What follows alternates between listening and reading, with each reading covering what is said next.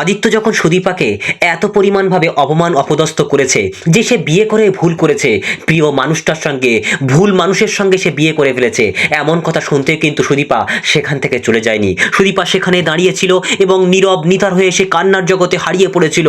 তার জীবনটা একেবারে ভেঙে চুরমার হয়ে গেছে, তার জীবনে আর কিছুই অবশিষ্ট থাকলো না। তাহলে সুদীপা তখন কি করবে?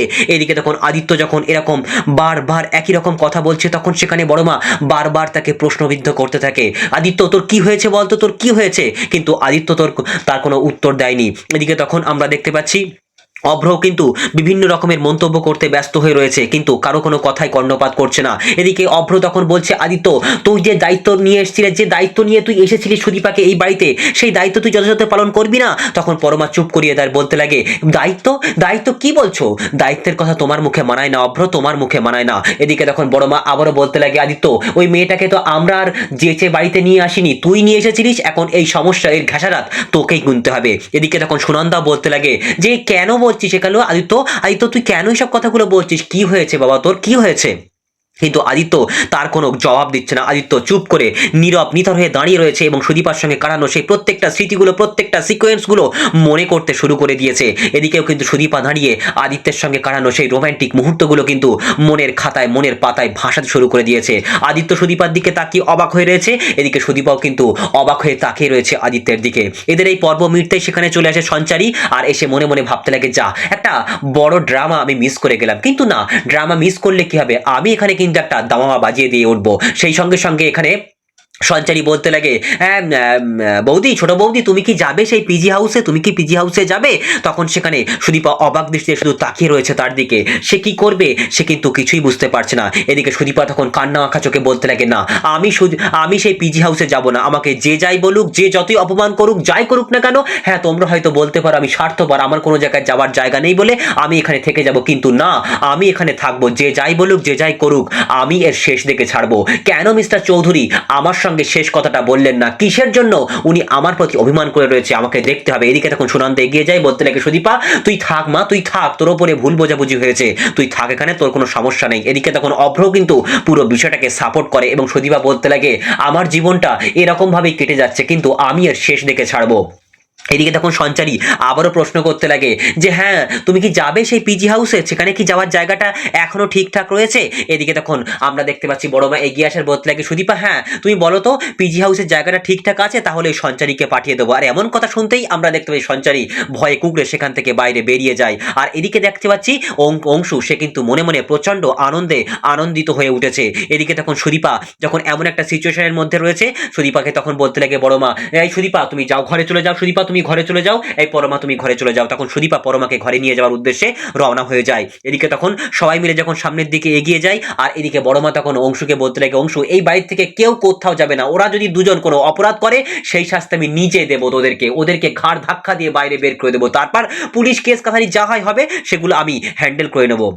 এদিকে তখন আমরা দেখতে পাচ্ছি যে বড়মা আবারও কিন্তু অভ্রের কাছে এসে বলতে লাগে যে, অভ্র এই কথাটাও কিন্তু খেয়াল রাখো, ওরা যদি কোনো দোষ না করে থাকে তাহলে কিন্তু এই চৌধুরী পরিবারের কেউ ওদেরকে আলাদা করতে পারবে না, ওদেরকে এখান থেকে বাইরে বের করতে পারবে না। এই বলে বড়মা সেখান থেকে গজগজ করতে করতে বাইরে বেরিয়ে যায়। এদিকে তখন সবাই যখন চলে গেছে, সুনন্দ তখন অভ্রের কাছে এসে বলতে লাগে, অভ্র বাবা কি হয়েছে বলতো, তোর কি হয়েছে, তুই কি চাস, তোর মনের মধ্যে এত কষ্ট কেন বাবা, বল না তোর কষ্ট কেন এত?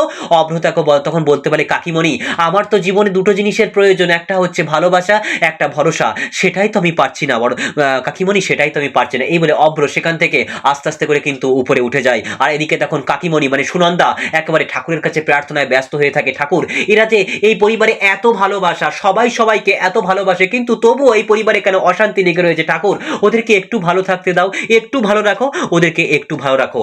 অন্যদিকে আমরা দেখতে পাচ্ছি সুদীপা নিয়ে গেছে পরমাকে, ঘরে বসাতে নিয়ে গেছে, পরমাকে ঘরে বসিয়ে দিয়ে সুদীপা বলতে লাগে, পরমা তুমি যে কোথায়, তোমার যে প্রচন্ড রাগ হচ্ছে, তোমার অভিমান হচ্ছে, কিন্তু এই রাগ অভিমান নিয়ে থাকলে তোমার তো কষ্ট হবে, তোমার তো যন্ত্রণা হবে। তখন সেখানে পরমা বলতে লাগে, আমি কি করব সুদীপা, আমি কি করব? কেউ যদি আমাকে না বোঝে, কোনো মানুষ যদি আমাকে মূল্যায়ন না করে, তাহলে আমি কি করব? আমার কি করার আছে সুদীপা? তোমার না হয়তো যাবার জায়গা নেই কোথাও, তুমি না হয় এখানে থাকবে, কিন্তু আমি আর এ বাড়িতে এক মুহূর্ত থাকবো না, এক মুহূর্ত থাকবো না। তোমার না হয় যাওয়ার জায়গা নেই, কিন্তু আমার তো পাপা মামা আছে, ওদের ফিরে আসার অপেক্ষা আমি করবো না, আমি সঙ্গে সঙ্গে ওই বাড়ি বাড়িতে চলে যাব। আর এমন কথা বলতে পরমা মনে মনে ভাবতে লাগে না আমি ভুল করে ফেললাম। তখন আবার পরমা সুদীপার কাছে আবার বলতে লাগে, সুদীপা আমি না কথাটা ওরকম ভাবে মন থেকে বলতে চাইনি, আসলে আমি না কথাটা এরকম করে বলতে চাইনি। তখন সুদীপা বলতে লাগে, পরমা আমি তোমার কথাগুলো সব বুঝতে পারছি, আসলে আমার বাবা একটা কথা বলতেন, শিশিরে পেতেছি শয্যা, আমার নদীতে পেতেছি শয্যা, সমুদ্রে পেতেছি শয্যা, শিশিরে কিসে ভয়, এই কথাটা বলতেন। কিন্তু আমি এখান থেকে কোথাও যাব না। তুমি হ্যাঁ বলতে পারো, কিন্তু তুমি যে কথাটা বলতে চাচ্ছ সেটা আমি ভালো করে বুঝতে পারছি পরমা, তুমি মন থেকে বলোনি, আমি সব বুঝতে পারছি। কিন্তু অনাথ হওয়ার কিন্তু একটা বড় ক্যাপাসিটি রয়েছে, বড় একটা কিন্তু ভালো জিনিস রয়েছে। আমি যে অনাথ, আমারও কিন্তু কোনো জায়গায় কিছু হারানোর নেই, কোনো কিছু পাওয়ারও নেই, তাই আমি এখানে থেকে যাচ্ছি। এদিকে তখন পরমা বলতে লাগে, সুদীপা তুমি অ্যাকচুয়ালি কি বলতে চাইছো বলো তো আমাকে, তুমি কি বলতে চাইছো? এই পরিবারে থেকে আমি কি করব, আমি কি করব, আমার কষ্ট যন্ত্রণা কেউ বুঝতে চায় না।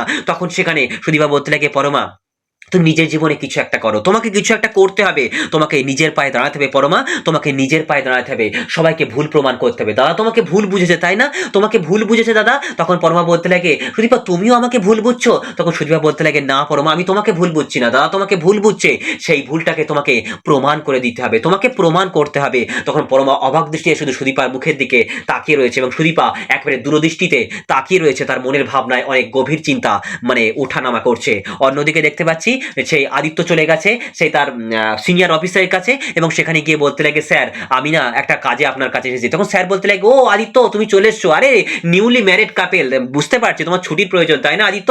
তখন আদিত্য বলতে লাগে, না স্যার আমার ছুটির প্রয়োজন নেই। তখন স্যার বলতে লাগে, সে কি, তুমি নিউলি কাপেল, তোমার কি ডিমান্ড হতে পারে সেটা তো আমরা জানি, তোমার ছুটির প্রয়োজন, তাহলে কিসের প্রয়োজন, তোমার কিসের প্রয়োজন তুমি বলো আদিত্য আমাকে। তখন আদিত্য বাহানা না করে পুরো বিষয়টা বলতে লাগে, স্যার আমার কিন্তু ট্রান্সফার প্রয়োজন। আর এমন কথা শুনতে কিন্তু সেই সিনিয়র অফিসার প্রচন্ড রকম ভাবে একেবারে শক খেয়ে ওঠে, আদিত্য তুমি কি বলছো এটা, এরকম মানে পুলিশ সার্ভিস ইতিহাসে আমি যতদিন রয়েছি এরকম কাপেল তো আমি দেখিনি, এরকম সমস্যা তো আমার সামনে আসেনি, এটা একটা চমকপ্রদ, তুমি কেন হারিয়ে যেতে চাচ্ছ, কেন চলে যেতে চাইছো, তুমি কার থেকে হারিয়ে যেতে চাইছো? তখন সেখানে আদিত্য বলতে লাগে, স্যার আমি নিজের থেকে হারিয়ে যেতে চাই স্যার, আমি আমি আমি এখান থেকে চলে যেতে চাই, আপনি যেখানে যে স্টেটে আমাকে ট্রান্সফার করবেন আমি সেখানে চলে যাব, কিন্তু স্যার আমার ট্রান্সফারের প্রয়োজন। স্যার তখন বলতে লাগে, বাড়িতে জানিয়েছো? তখন আদিত্য বলতে লাগে, না স্যার আমি বাড়িতে জানাইনি, কিন্তু ট্রান্সফারের লেটারটা আমি পেলে অবশ্যই আমি বাড়িতে জানিয়ে দেবো। এই বলে আদিত্য তার কাছে মানে স্যারের কাছে কিন্তু প্রচন্ড রিকোয়েস্ট করতে লাগে, স্যার আমি এখান থেকে চলে যেতে চাই, প্লিজ স্যার আমার ট্রান্সফারের ব্যবস্থা করে দিন।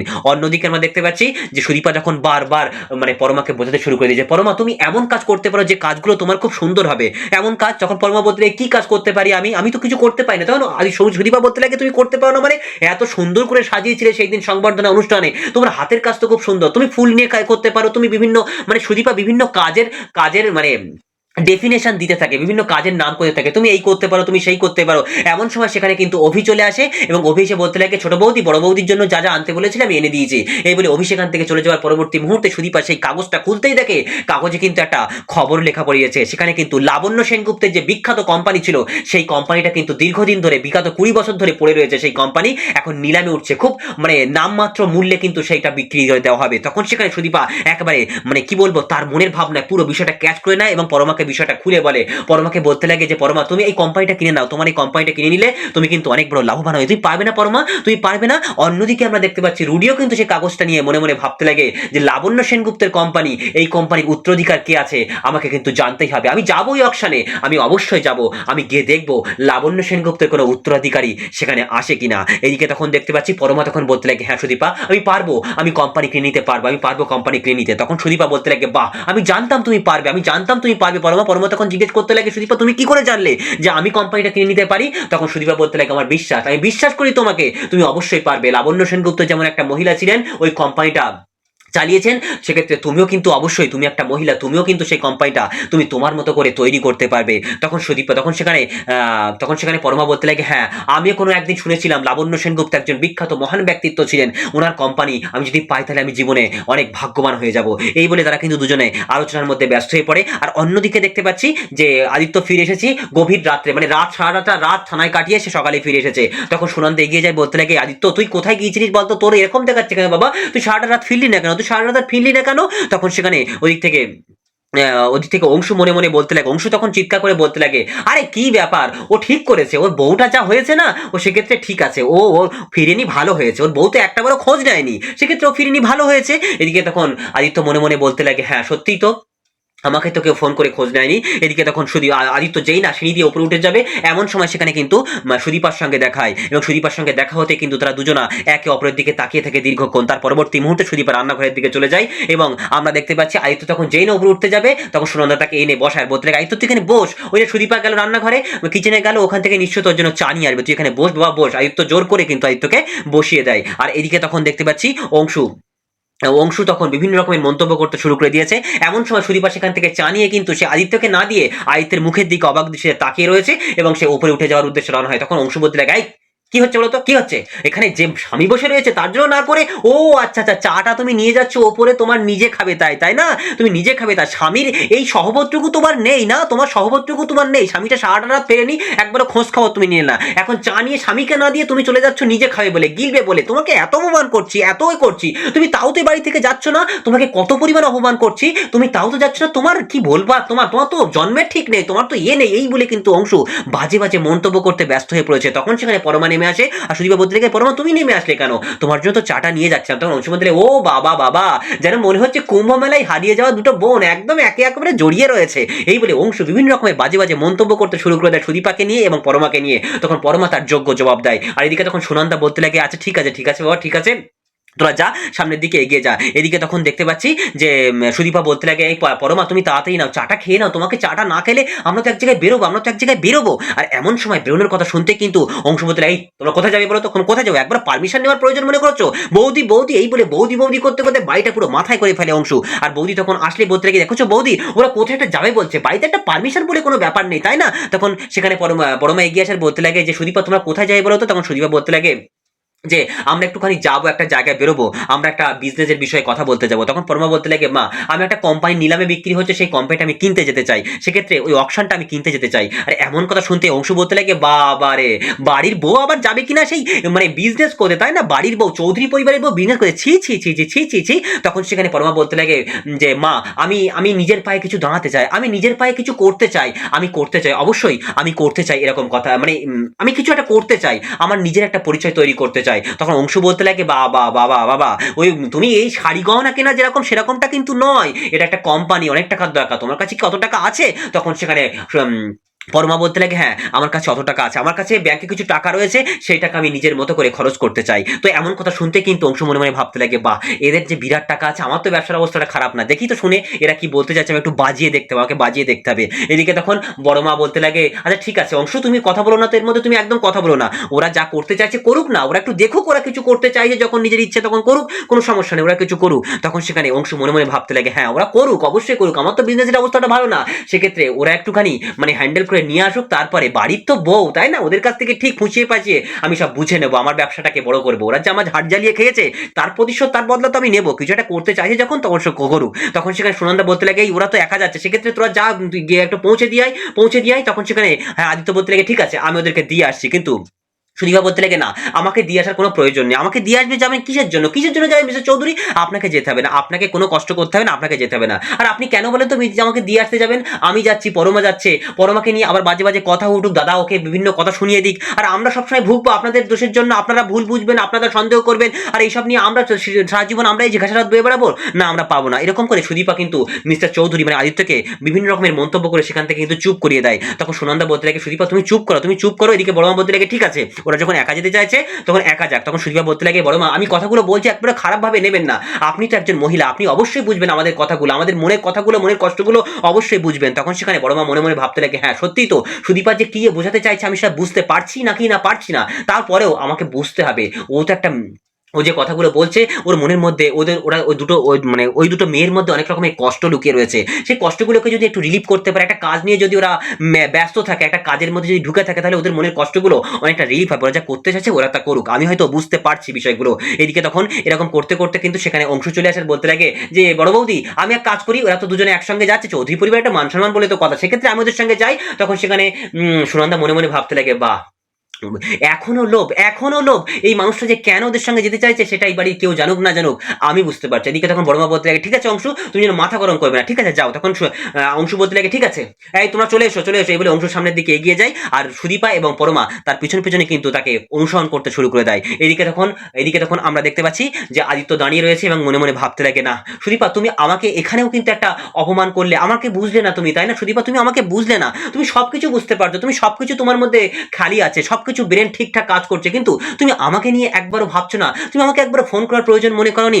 এমন সময় সেখানে কিন্তু দেখতে পাচ্ছি আদিত্যের কাছে একটা ফোন চলে আসে এবং আদিত্য সেই ফোনটা ধরেই কিন্তু সে অবাক দৃষ্টিতে তাকিয়ে রয়েছে। তাকে কি এমন নির্দেশ দেওয়া হচ্ছে সে কিন্তু নিজে কিছু খুঁজে পাচ্ছে না। এর পরবর্তী পর্বে আমরা দেখতে পাবো লাবণ্য সেনগুপ্তের কোম্পানিটাকে দেখে সুদীপার চোখটা একবার জলে ভিজে গেছে। সুদীপা তার নিজের একটা নারীর টান অনুভব করছে, তার একটা ব্লাড কানেকশন সে অনুভব করছে। যেই কোম্পানিটা এত বছর পড়ে রয়েছে, সেই কোম্পানিটাকে দেখে আমার কেন এত কষ্ট হচ্ছে, এত যন্ত্রণা হচ্ছে, কেন এত আমার কষ্ট হচ্ছে। এদিকে তখন দেখতে পাচ্ছি রুডি, সে কিন্তু বলতে লাগে, আমি তো এসে গেছি, এই কোম্পানি আমি কাউকে নিতে দেবো না, কাউকে নিতে দেবো না। এই লাবণ্য সেনগুপ্তের কোম্পানিতে আমি আবার জাল ওষুধের বিজনেস শুরু করব, এই বলে রুডি মনে মনে কিন্তু প্রচন্ড হাসিতে খুশিতে ফেটে উঠেছে।